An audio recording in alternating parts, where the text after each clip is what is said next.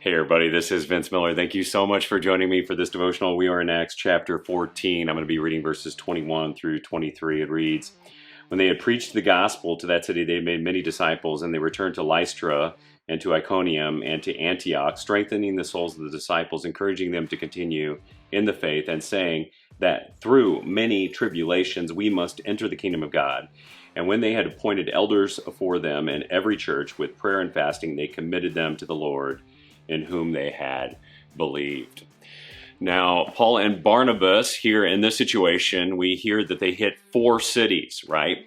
And based upon what Luke writes, this means that they have to travel back through Lystra, Iconium, and Antioch. And remember, they weren't treated well in these 3 cities. They were actually chased out of 2 of them and then stoned in 1 of them. But herein lies a great lesson. Sometimes to go forward, we have to go back. We have to go back through pain and persecutions and problems that we've tried to ignore. And this is hard sometimes because the wounds and the scars run deep, but our past, fellas, is always with us. It's a part of who we are. And we can try to ignore it or deny it or forget it or avoid it, but this does no one any good. And we see in this text here that Paul's a tough guy, man. He is willing to do some challenging things. He is willing to encounter again those who chased him off and tried to stone him, which certainly left him emotionally and physically wounded forever.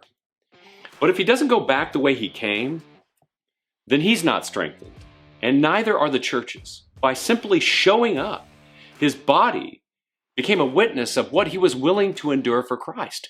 And this strengthened his message and became a testimony to others of what he hoped that they would endure. So do you see the lesson today? The lesson is this. We have a choice. We can ignore our past, or we can walk back through it.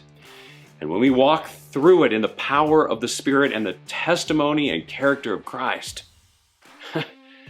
we can become a powerful testimony.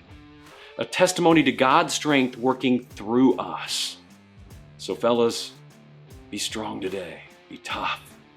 Don't give up. Don't be afraid of your past. It does not define you.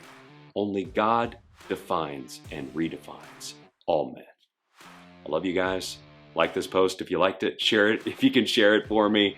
Subscribe below. Leave a comment for me as well. And I'll see you right back here again.